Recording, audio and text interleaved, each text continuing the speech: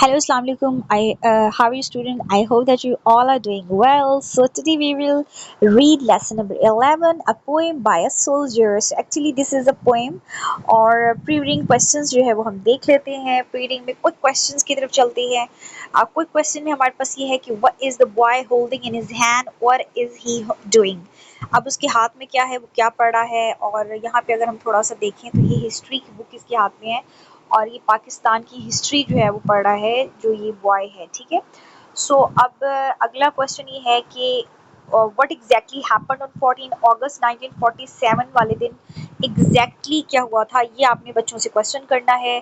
Teacher के लिए है कि टीचर क्या क्वेश्चन करेगा. अगर आप टीचर हैं तो आप क्या पूछेंगे. Show this picture to the students and ask them to explain the picture in their own word. आप बच्चों को ये पिक्चर दिखाएंगे और उनसे पूछेंगे, थोड़ी सी उनकी ब्रेनस्टॉर्मिंग करवाएंगे और आप उनसे पूछ सकते हैं कि भाई बच्चों ये पिक्चर में क्या हो रहा है, what the boy is doing, what he is doing, what he is reading.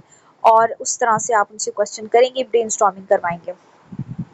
Okay ji. Now next जो हमारे पास पोएम है, लेट्स रीड द पोएम. सो जनाब ये राइटर जो हैं, जो ऑथर हैं और जो पोइट हैं बाय डॉक्टर तफज़ल तफज़ल ने लिखी है. और क्या पोएम है ये देख लेते हैं.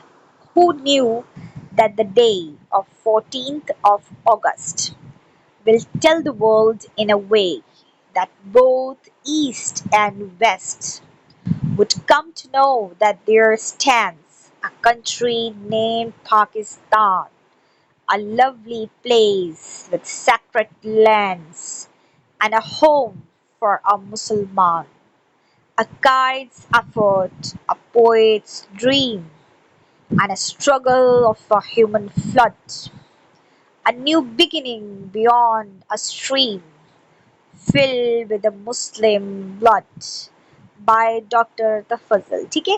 अब एज यू नो, आपने देखा जैसे कि एज यू हर्ड कि मैं when I was reading the poem, so poem जब हम पढ़ते हैं तो पोएम जो पढ़ने का स्टाइल है वो थोड़ा सा डिफरेंट होता है as compare to the lesson. Lesson की रीडिंग जो है वो डिफरेंट तरीके से की जाती है और पोएम की रीडिंग थोड़ी सी डिफरेंट की जाती है. उसमें आपने स्ट्रेस देना होता है वर्ड्स के ऊपर. तो अच्छा, टीचर्स के लिए क्या है, model the poem by reading, वो उसको जिस तरह से रीड आउट करेगी उसी तरह से उसी वे में स्टूडेंट्स भी रीड आउट करेंगे.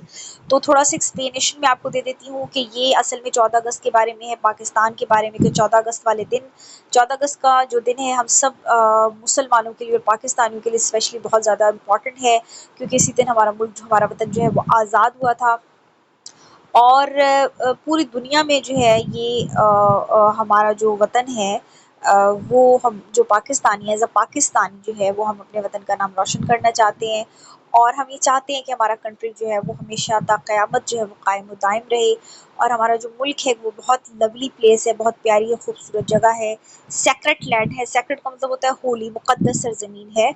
और इसके अलावा मुसलमानों का ये एक घर है. ठीक है. और कायद-ए-आज़म की एफर्ट की कोशिशों से हमें ये घर मिला है, ये वतन मिला है, ये मुल्क मिला है.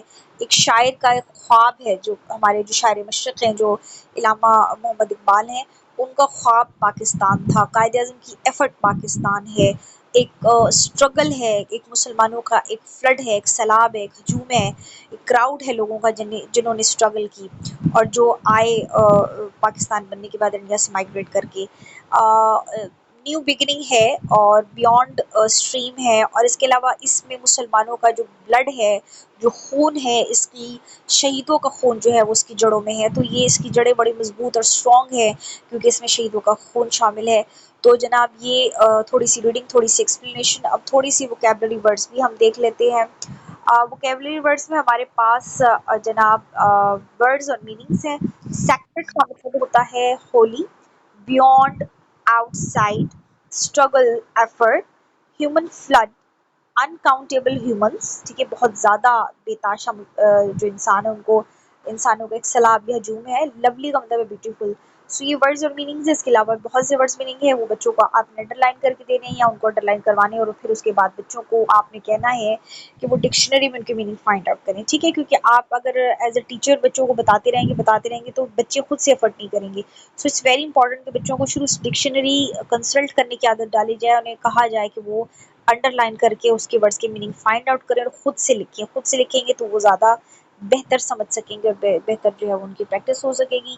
سو آئی ہوپ کہ آپ کو یہ پوئم سمجھ آ گئی ہوگی. ان شاء اللہ تعالیٰ نیکسٹ لیکچر نیکسٹ لیسن کی ریڈنگ کے ساتھ پھر آپ کی خدمت میں حاضر ہوں گے. تب تک کے لیے اللہ حافظ.